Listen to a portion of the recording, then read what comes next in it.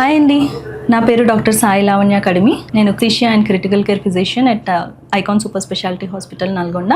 ఈరోజు మనం వెంటిలేటర్ గురించి డిస్కస్ చేసుకుందాము. అసలు వెంటిలేటర్ అంటే ఏంటి? జనరల్గా పేషెంట్ శ్వాస తీసుకోలేని పరిస్థితుల్లో ఉన్నప్పుడు బయట నుంచి శ్వాస అందించే పరికరం అండి వెంటిలేటర్.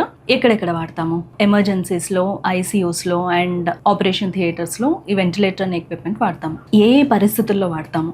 శ్వాస ఆడని పరిస్థితుల్లో, అంటే సివియర్ రెస్పిరేటరీ ఫెయిల్యూర్, పేషెంట్ ఊపిరితిత్తులు పనిచేయనప్పుడు, ఊపిరితిత్తులకి ఇన్ఫెక్షన్స్ ఉన్నప్పుడు, మేజర్ ఇన్ఫెక్షన్స్ ఉండి అసలు శ్వాస ఆడని పరిస్థితుల్లో, ఆర్ రోడ్ ట్రాఫిక్ యాక్సిడెంట్స్, తలకి దెబ్బ తగిలినా ఆర్ ఊపిరితిత్తులకి దెబ్బ తగిలినా, ఎక్కడ మేజర్ గా బ్లడ్ లాస్ అవుతున్నా, అలాంటి పరిస్థితుల్లో, ఊపిరి అందని పరిస్థితుల్లో, పేషెంట్ చనిపోతారు, ఇంకా లైఫ్ ని కాపాడాలి అన్న పరిస్థితుల్లో వెంటిలేటర్ పెడతాం. ఆర్ కార్డియాక్ అరెస్ట్, గుండెపోటు వచ్చి గుండె ఆగిపోయి మనం సిపిఆర్ చేసి పేషెంట్ ప్రాణాన్ని కాపాడుతున్నప్పుడు వెంటిలేటర్ పెట్టుకోవాలి. And major surgeries like operation theatres లో హార్ట్ సర్జరీస్ కానీ, బ్రెయిన్ సర్జరీస్ కానీ, ఆర్ జనరల్ గా మనకి లాప్రోస్కోపిక్ సర్జరీస్ కి, ఇలాంటి వాటికి వెంటిలేటర్ అనేది రెగ్యులర్ గా మనం ఆపరేషన్ థియేటర్స్ లో వాడుతూ ఉంటాము. మరి వెంటిలేటర్ పెట్టడం వల్ల పేషెంట్ ఖచ్చితంగా బ్రతుకుతారా అంటే, జనరల్ గా 70 to 80% of the times ventilator life ని సేవ్ చేస్తుందండి. మరి ఇంత వెంటిలేటర్ కి రిస్క్ అనేది లేకుండానే ఉంటుందా? ఖచ్చితంగా రిస్క్స్ అనేవి ఉంటాయి. ఎలాంటి రిస్క్స్? వెంటిలేటర్ అసోసియేటెడ్ న్యూమోనియాస్, అంటే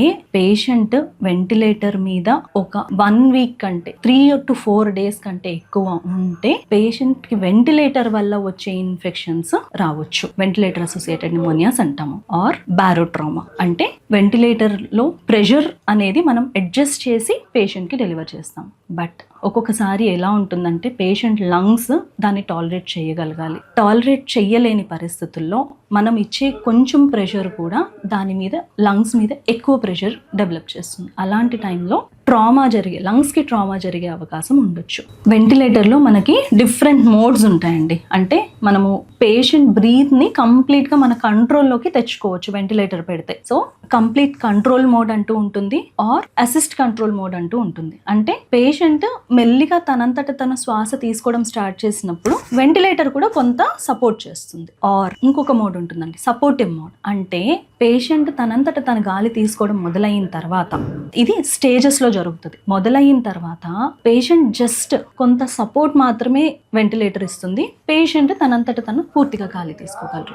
ఇలా వెంటిలేటర్ నుంచి, కంప్లీట్ సపోర్ట్ నుంచి మనం మెల్లిమెల్లిగా పేషెంట్ ని బయటికి తీయగలం. వెంటిలేటర్ మీద ఉన్నప్పుడు పేషెంట్ కి హై క్వాలిటీ కేర్ కావాల్సి ఉంటుంది. అంటే గొంతులో ఒక పైప్ వేసి ఆ ట్యూబ్ ని మనం వెంటిలేటర్ కి కనెక్ట్ చేసుకుంటాం. సో ఆ పైప్ కదలకుండా ఉండాలి అండ్ దాన్ని రెగ్యులర్ కేర్ అనేది తీసుకుంటూ ఉండాలి. లోపల సక్షన్ చేసుకుంటూ ఉండాలి. లోపల సెక్రిషన్స్ చాలా ఫామ్ అవుతాయి వెంటిలేటర్ మీద ఉన్నప్పుడు. సో అవన్నీ కూడా మనం ఎప్పటికప్పుడు పీరియాడికల్ గా క్లియర్ చేసుకుంటూ ఉండాలి. ఒక్కొక్కసారి పేషెంట్ వెంటిలేటర్ మీద ఉండగా కూడా డౌన్ అయ్యే పరిస్థితి రావచ్చు. అలాంటి పరిస్థితుల్లో ఎప్పటికప్పుడు స్టాఫ్, పక్కన ఉన్న సిస్టర్ కానీ, ఆర్టీ బ్రదర్ కానీ, డాక్టర్ కానీ, ఎవరైనా కానీ పక్కనే ఉంటారు కాబట్టి అబ్జర్వ్ చేస్తూ ఉంటారు. సో ఐసీయూలో ఉన్నప్పుడు, పేషెంట్ వెంటిలేటర్ మీద ఉన్నప్పుడు ఇంతమంది కష్టపడి పేషెంట్ ని కేర్ చేస్తూ ఉంటారు. సో వెంటిలేటర్ మీద పెట్టగానే పేషెంట్ బ్రతికేస్తారా?